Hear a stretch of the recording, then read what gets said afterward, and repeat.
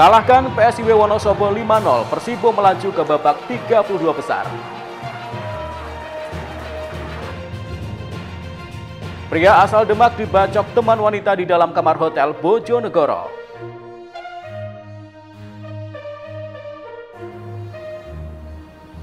Assalamualaikum warahmatullahi wabarakatuh, pemirsa JTV Bojonegoro. Senang sekali saya Semi Ramadan kembali hadir menjumpai Anda di program Sketsa Bengawan untuk edisi hari ini. Selain dua informasi utama tadi, kami juga masih memiliki informasi penting dan juga berita menarik lainnya dari Bojonegoro dan sekitarnya. Pemirsa, mari kita ikuti Sketsa Bengawan selengkapnya.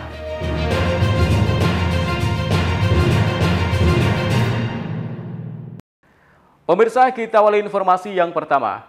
Persibo Bojonegoro berhasil menggulung PSIW Wonosobo dengan skor 5-0 dalam laga lanjutan Grup M Liga 3 Nasional. Kemenangan tersebut mengantarkan tim berjuluk Laskar Angling Dharma lolos ke babak 32 besar sebagai pemuncak klasmen grup. Persibo Bojonegoro menjalani laga lanjutan Grup M Liga 3 Nasional melawan PSIW Wonosobo di Stadion Legend Haji Sudirman pada Rabu siang. Dalam laga ini, Persibo berhasil mengungguli PSIW Wonosobo dengan skor telak 5-0. Sejak peluit babak pertama dibunyikan, pemain Persibo langsung mengebrak ke pertahanan PSIW Wonosobo. Gol pembuka Persibo tercipta di menit ke-7 setelah Muhammad Zakwan melakukan tendangan syuting yang kemudian tidak dapat diantisipasi oleh penjaga gawang PSIW Wonosobo. Usai mencetak gol pertama, para pemain Persibo semakin tampil impresif dan berhasil kembali menambah keunggulan pada menit ke-37 melalui sepakan kaki kiri pemain sayap Persibo Gunawan. Skor keunggulan 2-0 Persibo atas PSIW Wonosobo mengakhiri pertandingan di babak pertama. Memasuki babak kedua, anak asuh I Putu Gede tidak mengendorkan serangan. Setelah lolos dari jebakan offside, bola yang bergulir di jantung pertahanan PSIW berhasil dimanfaatkan oleh Bayu Nugroho untuk memberikan umpan asis kepada Imade yang kemudian berhasil dikonversikan menjadi gol pada menit ke-58.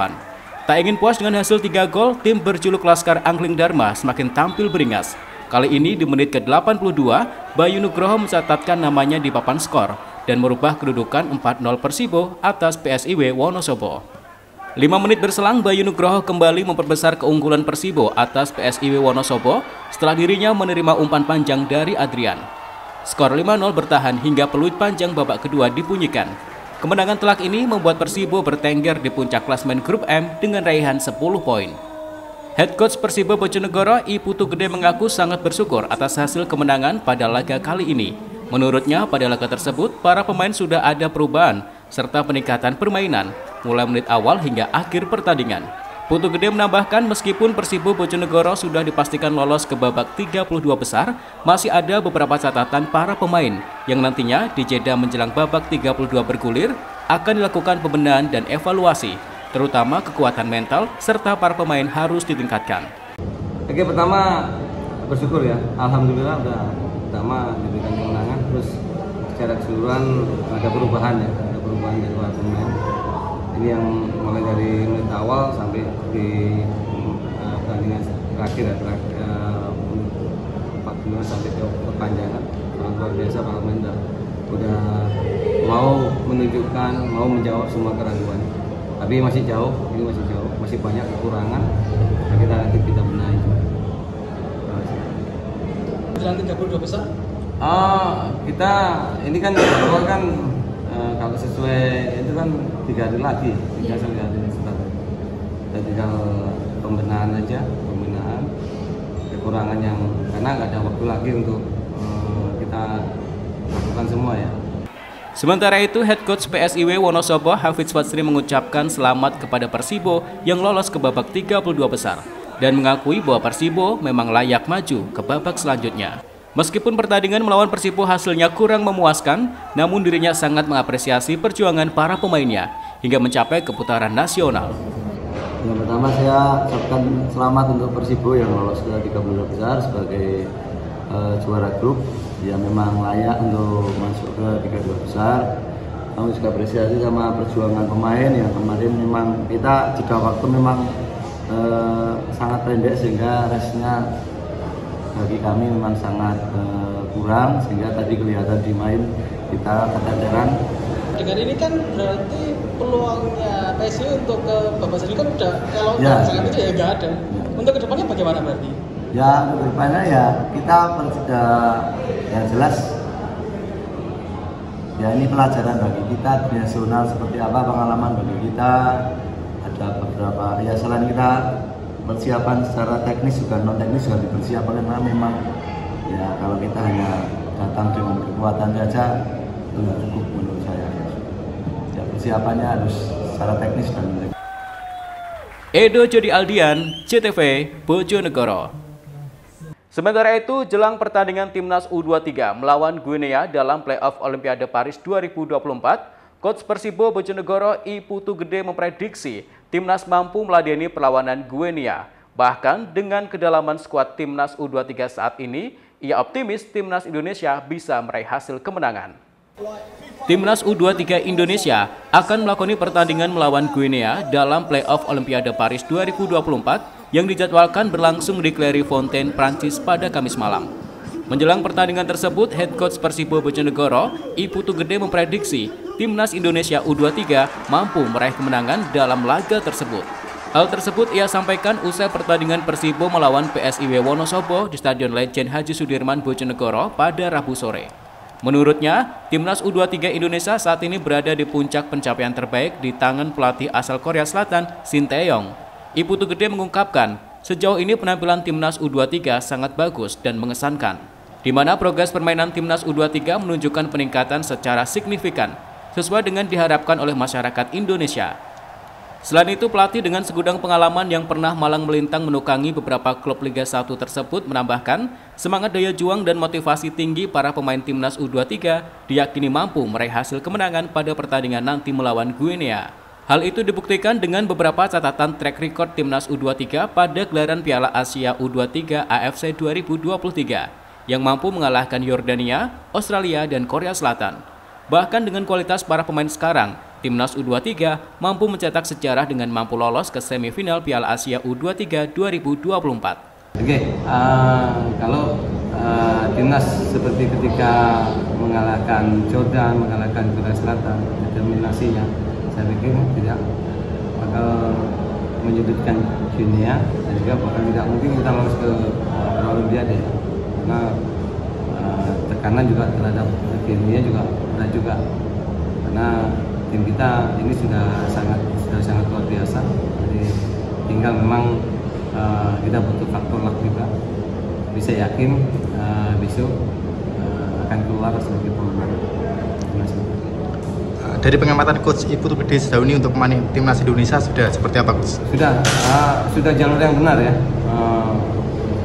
Sudah bagus karena progres yang ditanam juga Sintayong juga sudah mengarah ke ini sepak bola modern dan sesuai dengan karakter dari masyarakat kita, dari kultur dari bangsa kita. Terus juga satu lagi semangat, terus motivasi dari pemain, dari manajemen, dari pengurus yang sangat mendukung keberlanjutan program dari Sintayong dan juga mendukung semua timnas ini sangat luar biasa, nggak ada di zaman-zaman sebelumnya. Edo Jody Aldian, CTV, Bojonegoro. Pria asal Demak dibacok teman wanita di dalam kamar hotel Bojonegoro. Informasinya akan kami hadirkan sesaat lagi. Tetaplah di Sketsa Pengawan.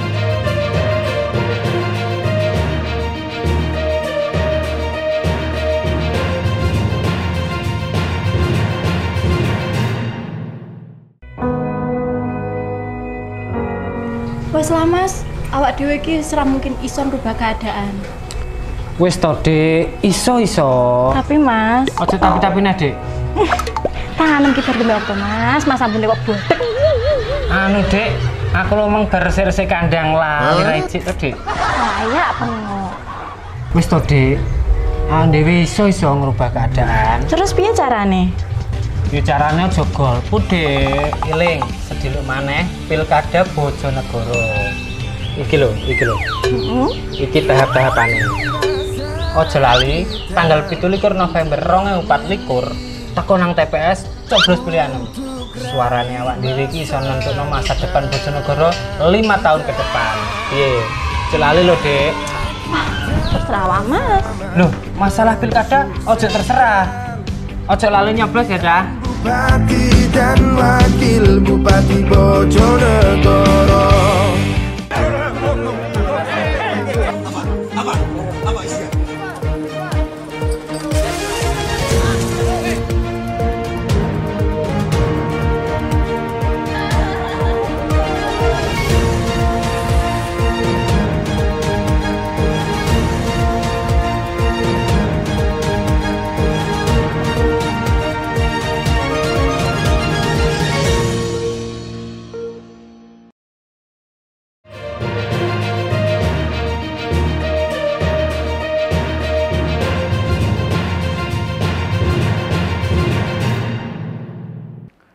Pemirsa, terima kasih Anda masih di Sketsa Bengawan. Seorang pria menjadi korban pembacokan yang dilakukan oleh seorang wanita di salah satu hotel di Kabupaten Bojonegoro. Usai membacok korban, pelaku langsung melarikan diri bersama anaknya. Belum diketahui secara pasti apa penyebab peristiwa berdarah ini. Pihak kepolisian masih melakukan penyelidikan lebih lanjut. Tragedi berdarah terjadi di kamar Hotel Red Doors, Jalan Dewi Sartika, Kelurahan Karangpacar, Kabupaten Bojonegoro. Kejadian pembacokan itu terjadi sekitar pukul 10.00 waktu Indonesia Barat pada Rabu 8 Mei 2024. Pelaku pembacokan diduga dilakukan perempuan berusia 36 tahun asal Kabupaten Demak, Jawa Tengah. Sementara korbannya seorang lelaki yang kini masih dalam perawatan medis. Kasus tersebut masih dalam penyelidikan pihak kepolisian. Salah satu warga Karangpacar, Joko Purnomo, mengungkapkan kejadian pembacokan diketahui sekitar pukul 10.00 waktu Indonesia Barat. Informasi yang didapatkannya, pelaku yang membawa 2 orang anak itu kabur ke arah barat hotel naik becak. Joko menjelaskan, pelaku diduga bukan warga sekitar dan merupakan tamu di hotel kelas melati itu. Setelah pelaku melarikan diri, korban juga keluar kamar dalam keadaan bersimbah darah dan meminta bantuan kepada warga. Selanjutnya, warga sekitar hotel yang mengetahui peristiwa ini langsung membawa korban ke puskesmas terdekat. Peristiwa yang kita dapat info dari keterangan para saksi di tempat bahwa ada kejadian diduga penganiayaan sekitar pukul 10 pagi. Kondisi korban saat ini sedang dirawat di puskesmas. Tadi saya sudah cek langsung, ada luka di bagian kepala, ya, kepala sebelah kiri sama di tangan. Ya, alhamdulillah sekarang kondisinya membaik, masih bisa diajak ngomong dan dari medis juga sampaikan yang bersangkutan masih stabil. Kalau info awalnya kronologinya seperti apa nih? Nah, kronologi ini diduga dari keterangan para saksi diawali adanya pertikaian atau cekcok. Ya, ada cekcok, terus kemudian korban ini keluar dengan kondisi sudah dalam keadaan berdarah. Pelaku cewek apa cowok? Nah, untuk pelaku sementara masih kita dalami karena yang bercekcok ini korban ini laki-laki. Ya, di dalam kamar ini ada perempuan. Serta suami istri berarti ya? Belum tahu. Oh, belum tahu ya. Korban belum bisa dimintai keterangan ya? Nah, ini sementara masih kita mintai keterangan pelan-pelan karena kondisi juga masih pusing lah ya, karena habis peristiwa ini. Sementara itu, Kasat Reskrim Polres Bojonegoro, AKP Fahmi Amarullah, mengatakan kasus penganiayaan tersebut kini masih dalam proses penyelidikan.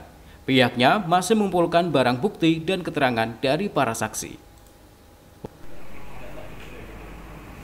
Samsul Alim, CTV, Bojonegoro. Sementara itu, Komisi Pemilihan Umum Kabupaten Tuban melakukan rekrutmen calon anggota panitia pemungutan suara atau PPS untuk pemilihan kepala daerah atau pilkada serentak tahun 2024. Namun karena jumlah pendaftar belum memenuhi kuota, pendaftaran calon PPS harus diperpanjang selama 3 hari ke depan. Komisi Pemilihan Umum Kabupaten Tuban melakukan rekrutmen calon anggota panitia pemungutan suara atau PPS untuk pemilihan kepala daerah atau pilkada serentak tahun 2024. Setelah ditutup pada Rabu pukul 23.59 malam, jumlah pendaftar ternyata belum memenuhi jumlah kuota 2 kali kebutuhan. Data dari KPU Tuban, jumlah pendaftar yang membuka akun secara online ada sebanyak 2.279 peserta. Namun pendaftar yang datang dan melengkapi berkas pendaftaran ke kantor KPU setempat hanya sebanyak 1.972 peserta. Sesuai dengan aturan, jumlah pendaftar harus 2 kali dari jumlah kebutuhan 3 PPS setiap desa. KPU Tuban membuka perpanjangan pendaftaran calon anggota panitia pemungutan suara selama 3 hari ke depan, mulai tanggal 9 hingga 11 Mei 2024. Komisioner KPU Tuban Zakiatul Munawaroh mengatakan, pihaknya terpaksa melakukan perpanjangan pendaftaran PPS hingga 3 hari ke depan, lantaran jumlah kuota pendaftar di sejumlah desa masih belum memenuhi syarat. KPU Tuban masih kekurangan sedikitnya 200 peserta yang tersebar di sejumlah desa.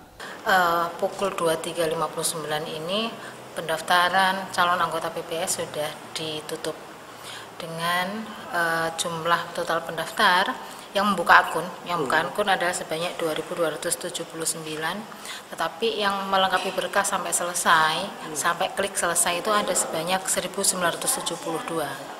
Nah, KPU Kabupaten Tuban masih membuka pendaftaran untuk perpanjangan karena ada beberapa desa yang masih belum terpenuhinya 2 kali kebutuhan jumlah pendaftar calon anggota PPS. Ini pendaftar untuk laki-laki dan perempuan berapa? Saya mengambilnya dari yang dikatakan tadi sampai klik selesai begitu ya.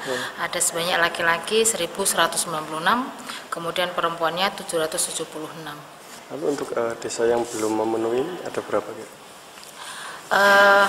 Jumlahnya kita masih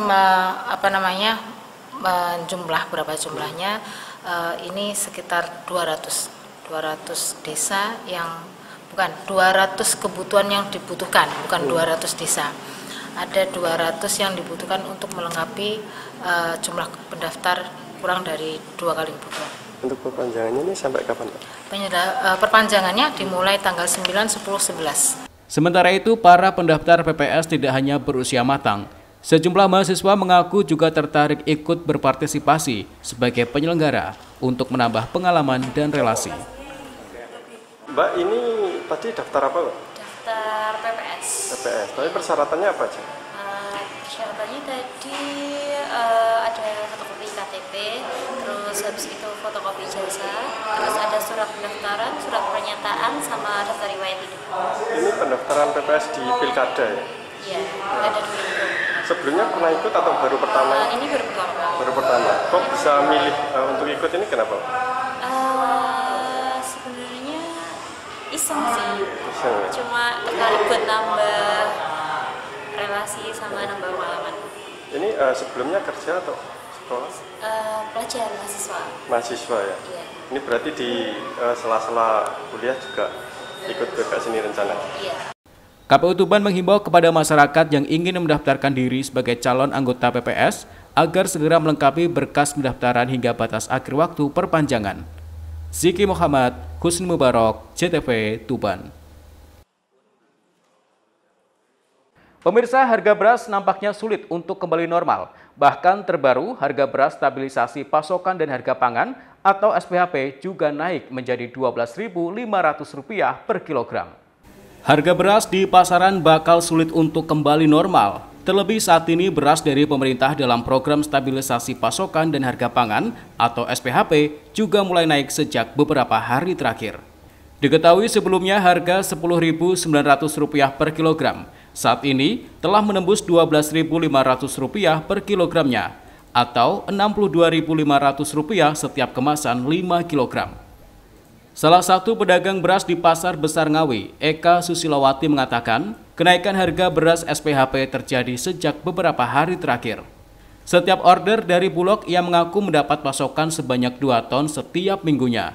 Dalam proses penjualannya, ia menaikkan harga secara bertahap. Karena kenaikan tersebut cukup berdampak pada penjualan karena semakin sepi pembeli. Melihat kondisi tersebut, harga beras SPHP tidak jauh berbeda dengan harga beras medium reguler yang hanya selisih Rp500 per kilogram. Berapa dijual bertahap? Kita 57. Kita di harga 11.400 dulu, nanti naiknya bertahap.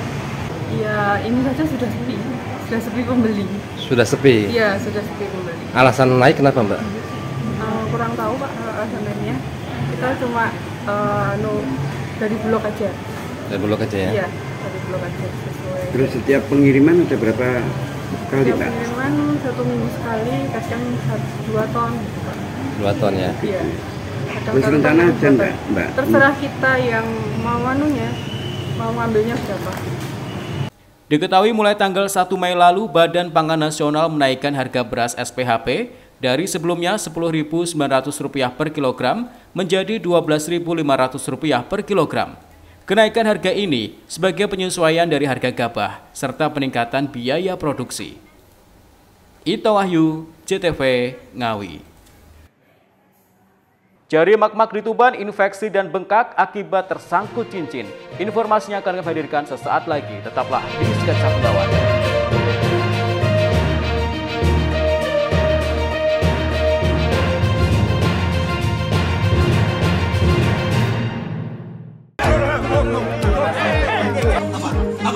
Apa isinya?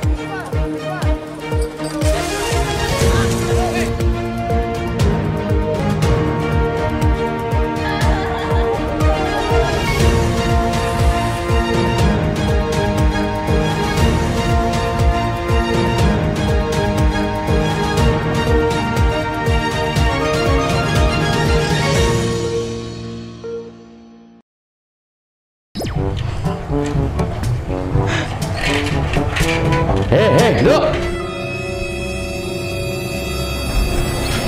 Bapak ki wis bolak-balik ngendari awakmu to. Aja cedak-cedak karo bocah cok iki. Dek iki ora padha karo awake dhewe, Nduk. Tapi Bapak, Opi wis kadung cinta kali Mas Arga. Cinta kok karo bocah sing gak jelas prejengane koyo ngene iki. Mas yo prejengane gak jelas kok ngene iki, tapi cah iki gemati lho Bapak kalih kula. Tanganem. Aja demak-demek nayang ku anakku. Repot nek musuh wong ora tau nom. Kenapa kowe gak iki? Tak kon milih jago calon jagoanku kowe gak gelem. Ona anu. Bapak, jenenge pilihan niku kan hak pribadi, mboten saged dipaksa. Leres niku, Pak. Apane sing leres? Bapak, iki kan wis meh pilkada Bojonegoro. Sapa ngerti pilihane Bapak kalih Mas Arga mungkin padha. Oh iya ya, Nduk. Iki wis meh pilkada Bojonegoro. Njur sok kapan kuwi? Tanggal 17 November 2024, Bapak. Iki lho tahap-tahapane. Iki lho. Ojo lali tanggal 17 November 2024 teko ning TPS coblos pilihan 6 karena pilihan 6 menentukan masa depan Bojonegoro 5 tahun ke depan. Sik. Aku tahu krungu iki. Iki lah omonganku to. Ojo lali budal nyoblos ya, Cah. Ayo memilih untuk Bojonegoro.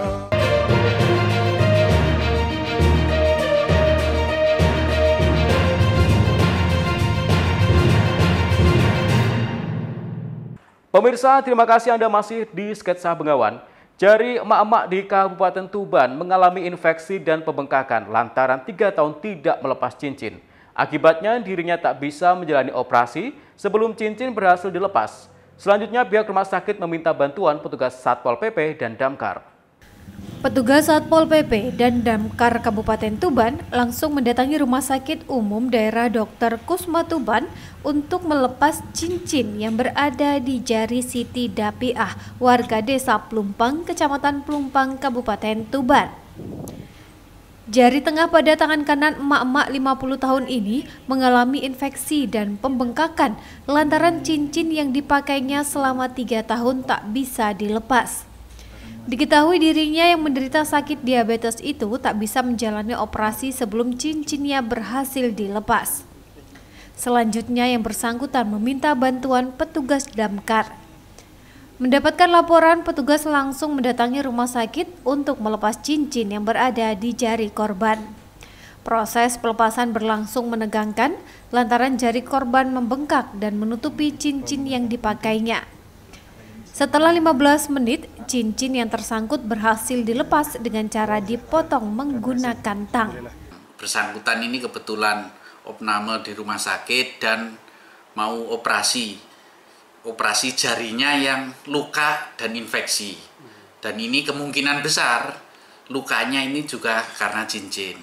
Kemudian tidak mungkin dilakukan operasi selama cincinnya ini tidak dilepas. Sehingga kemarin dari tenaga kesehatan itu menyarankan untuk diadakan pelepasan cincin dulu ke Damkar. Karena yang bersangkutan ini opname, ya kami yang proaktif untuk ke rumah sakit. Sehingga kemarin kami adakan kami lakukan di rumah sakit pelepasan cincin ini, dan kebetulan dari emas itu kami lepas pakai tang.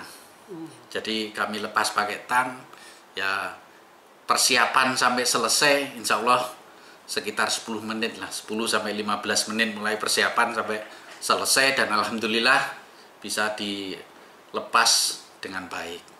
Petugas menghimbau agar masyarakat segera melapor ke petugas tim medis atau pemadam kebakaran apabila mengalami permasalahan serupa. Ziki Muhammad, Husni Mubarok, JTV, Tuban. Sementara itu, 2 hari terakhir jagat dunia maya digegerkan dengan postingan seorang warga Ngawi yang menyampaikan istrinya meninggal pasca operasi cabut gigi bungsu di salah satu klinik setempat. Pihak dokter gigi hingga kini belum berhasil dikonfirmasi. Namun dari Dinas Kesehatan Kabupaten Ngawi mengaku telah melakukan klarifikasi ke dokter yang bersangkutan. Davin Ahmad Sofyan, 28 tahun berharap masih akan ada keadilan pasca peristiwa yang dialami istrinya hingga meninggal dunia. Davin menceritakan dalam akun medsos TikTok jika istrinya Nira Pranita Asih, 31 tahun, meninggal dunia pasca operasi cabut gigi bungsu yang berdampak pada infeksi mulut dan organ pernafasan.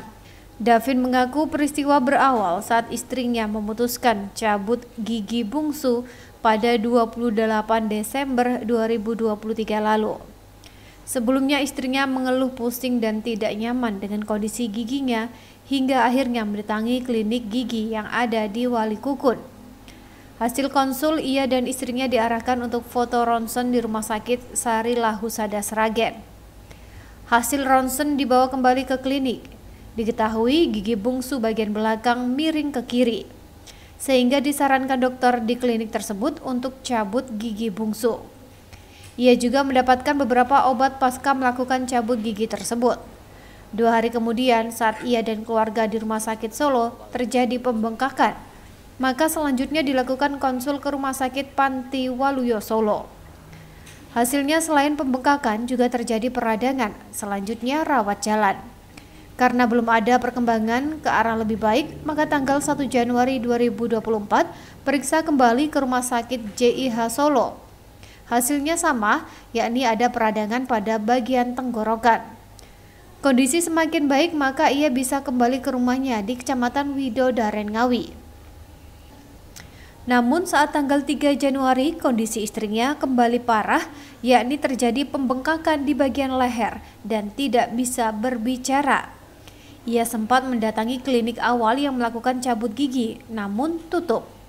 Akhirnya memutuskan untuk mendatangi dokter keluarga saat sore harinya. Diketahui ada infeksi di tenggorokan. Bahkan tidak hanya bengkak, tapi juga terjadi sesak nafas. Setelah menginap sehari selanjutnya, disarankan untuk rujuk ke Rumah Sakit ON Kandang Sapi Solo dengan konsul pada dokter bedah mulut dan bedah umum. Menurut Davin, hasil konsul tersebut diketahui dampak dari infeksi cabut gigi. Hingga akhirnya dilakukan operasi kembali termasuk pengambilan cairan dari dampak infeksi tersebut. Dengan operasi WSD untuk mengeluarkan cairan nanah. Bahkan jumlah cairan yang dikeluarkan bisa mencapai 2 liter. Termasuk dilakukan operasi torak pada awal Februari. Setelah operasi kondisi sempat membaik. Hingga akhirnya pada tanggal 27 April, kondisi istrinya kembali menurun dan dibawa kembali ke Rumah Sakit ON Solo dan akhirnya meninggal dunia. Awal mulanya itu kita cabut gigi di dokter klinik ada di Walikukun. Waktu itu kita konsultasikan bahwasanya gigi bungsu ini apakah normal atau tidak, dan ternyata setelah hasil ronsen yang kita bawakan ke dokter gigi tersebut, dokter gigi tersebut mengomongkan bahwasannya gigi ini harus dicabut, yang menimbulkan sakit kepala itu sendiri adalah gigi bungsu tersebut. Alhasil keesokan harinya setelah pasca dicabut gigi tersebut timbullah bengkak gigi di bagian kiri belakang. dan pada akhirnya waktu itu kita tanpa observasi kita tetap meminum obat yang dianjurkan oleh dokter tersebut. Yang dibawakan itu salah satunya amoxicillin yang diminum oleh istri saya. Nah, waktu itu setelah 2 hari bengkak semakin membesar dan akhirnya saya putuskan untuk membawa istri saya ke Rumah Sakit Paliwaloyo Solo. Alhasil radang itu sendiri diketahui di Rumah Sakit Paliwaloyo tersebut. Alhasil istri saya dirawat jalan. Setelah rawat jalan tersebut, radang tersebut tidak semakin membaik, tapi semakin memburuk. Dan akhirnya saya larikan ke Rumah Sakit JH Solo. Alhasil radang tersebut sudah mulai membengkak sampai leher. Di hari yang ke tanggal 1 Januari kita pulang ke Ngawi dan akhirnya kita konsultan lagi ke Dokter Nugroho. Ya disitulah Dokter Nugroho mengasih tahu kami bahwasanya infeksi ini sudah menjalar kemana-mana. Sekarang harus kita opnam secepat mungkin untuk menolong pertama kali. Oke dokter, saya ngikut jenengan dokter. Habis itu kita opnam semalaman dan ternyata infeksi itu sudah menjalar ke bagian leher dan timbullah sesak nafas. Dan akhirnya kami disarankan oleh Dokter Nugroho untuk ke rumah sakit yang lebih memungkinkan atau yang dibahasakan lebih besar. Akhirnya saya sendiri dan istri mengiyakan itu tersebut dan akhirnya kita ke rumah sakit Dr. Un Kandang Sapi Solo. Nah, disitulah kita ditangani oleh Dr. Ahok. Dr. Ahok itu oleh dokter bedah mulut, spesialis bedah mulut, dan ditangani oleh dengan Dr. Johnny Ten, yaitu dokter bedah umum. Di situ dokter mengobservasi semua tentang masalah infeksi tersebut dan alhasil infeksi tersebut sudah masuk di bagian leher dan harus ada tindakan bedah di bagian leher. Setelah bedah tersebut dilakukan sekitar tanggal 15 Januari ya, ditemukanlah infeksi lagi di saluran pernafasan. Hasil harus diobservasi dengan adanya cairan-cairan di rongga paru. Menyikapi itu, Kepala Dinas Kesehatan Ngawi, Dr. Yudono mengaku telah melakukan klarifikasi kepada pihak dokter yang bersangkutan. Diketahui kegiatan cabut gigi dilakukan di klinik pribadi dokter. Kadinkes juga mengakui jika dokter gigi Sylvia Wardah juga merupakan salah satu dokter di RSUD Mantingan. Karena kami baru mendapat informasi kemarinnya ya, karena kemarin kami harus dinas luar. Nggak bisa ketemunya tadi. Ya, memang secara kronologis kami masih butuh beberapa informasi ya, karena terkait pasien yang ditangani oleh dokter gigi, dokter Silvi. Tapi itu belum lengkap sehingga kami belum bisa menyampaikan secara detail. Sementara hasil klarifikasi tadi seperti apa, Dok? Memang beliau yang menangani ya, yang awal menangani. Tapi untuk yang berikutnya kan ada beberapa dokter yang menangani juga, ya, dokter umum, termasuk yang di rumah sakit Dr. Un. Ya, di sana dirawat sekian lama.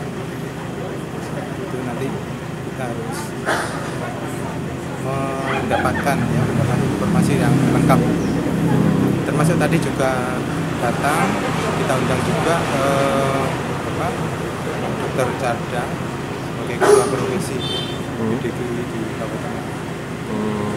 Dokter Sylvia ini juga dokter di RSUD Mantingan, Dok, ya? Ya, secara kedinasan di rumah sakit Mantingan. Cuman kegiatan yang dilaksanakan kan di Mandiri. Klinik ya? Sementara saat sejumlah media mencoba melakukan klarifikasi dengan mendatangi klinik dokter gigi yang ada di Desa Walikukun, Kecamatan Widodaren, Ngawi, namun klinik tersebut sepi. Meski ada 2 sepeda motor, namun klinik tutup dan tidak ada yang dapat ditemui. Ita Wahyu, CTV, Ngawi. Pemirsa, informasi tadi sekaligus mengakhiri sketsa Bengawan untuk edisi hari ini. Jangan lupa follow akun sosial media kami di bawah ini. Kirimkan kritik dan saran Anda ke alamat email kami jtvbojonegoro@jtv.co.id. Terima kasih atas kebersamaan Anda. Saya Semi Ramadan bersama kerabat kerja yang bertugas pamit dari hadapan Anda. Wassalamualaikum warahmatullahi wabarakatuh. Salam JTV Bojonegoro.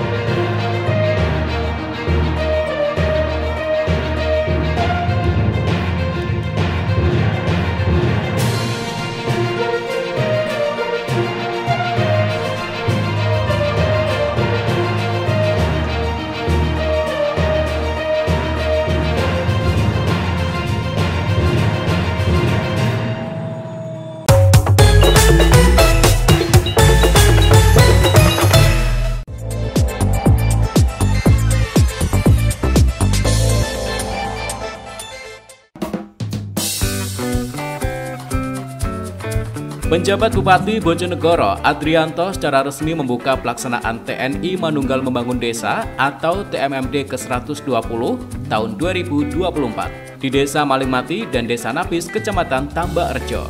Upacara pembukaan TMMD berlangsung di lapangan Desa Napis pada Rabu 8 Mei 2024. Mengangkat tema Dharma Bakti, TMMD mewujudkan percepatan pembangunan di wilayah yang bermakna pengorbanan secara total oleh semua komponen bangsa untuk mewujudkan akselerasi pembangunan di wilayah demi kesejahteraan masyarakat di daerah. PJ Bupati Bojonegoro, Adrianto, dalam amanatnya menyampaikan bahwa tujuan dilaksanakannya TMMD ini adalah untuk meningkatkan kesejahteraan masyarakat dan mengurangi kemiskinan, serta meningkatkan kemanunggalan TNI kepada rakyat dalam rangka mewujudkan pembangunan yang merata, seimbang, dan berkesinambungan. Pelaksanaan program TMMD tahun 2024 ini memiliki isu utama, yaitu percepatan penanganan kemiskinan ekstrim, program ketahanan pangan desa, serta percepatan penurunan angka stunting. Lebih lanjut, Adrianto juga berpesan kepada jajaran TNI, Polri, pemerintah desa, dan masyarakat untuk terus mendukung pelaksanaan program bekerja sama serta mensukseskan program TMMD ini. Pelaksanaan TMMD akan dilaksanakan selama 30 hari ke depan, yaitu mulai tanggal 8 Mei hingga 6 Juni 2024. Pada pelaksanaan program TMMD ke-120 tahun 2024 ini, pemerintah Kabupaten Bojonegoro memberikan dukungan anggaran kegiatan sasaran fisik maupun non-fisik dengan jumlah anggaran sebesar 5,4 miliar rupiah yang terdiri dari kegiatan sasaran fisik sebesar 4,7 miliar dan sasaran non-fisik sebesar 640 juta rupiah. Sasaran fisik diprioritaskan untuk membangun infrastruktur peningkatan sarana dan prasarana serta fasilitas umum seperti pembangunan jalan aspal, rehab cek dam, TPT sungai, sarana air bersih, dan pembangunan rumah tidak layak huni guna mempercepat pembangunan desa. Sedangkan sasaran non-fisik ditujukan untuk meningkatkan kesadaran masyarakat dalam kehidupan bermasyarakat, berbangsa, dan bernegara, serta menumbuh kembangkan ekonomi kerakyatan, serta semangat gotong royong dalam rangka mencapai kesejahteraan masyarakat. Tentunya tadi dalam pesan saya di beberapa kegiatan tadi kan kita lakukan di 9 titik, dan tentunya ini kan semua tim ini akan berbaur dengan masyarakat. Jadi tentunya harapan saya agar semua teman-teman yang melaksanakan kegiatan ini bisa terus menjaga membantu dengan masyarakat, dan tentunya juga menjadi suatu manunggal antara masyarakat dan TNI. Itu kan harapan kita. Mudah-mudahan nanti ini semua bisa berjalan lancar, dan juga tentunya nanti ini bisa dan membantu masyarakat yang ada di wilayah Tambak Rejo di desa. Samsul Alim, Yanto Wibisono, JTV Bojonegoro.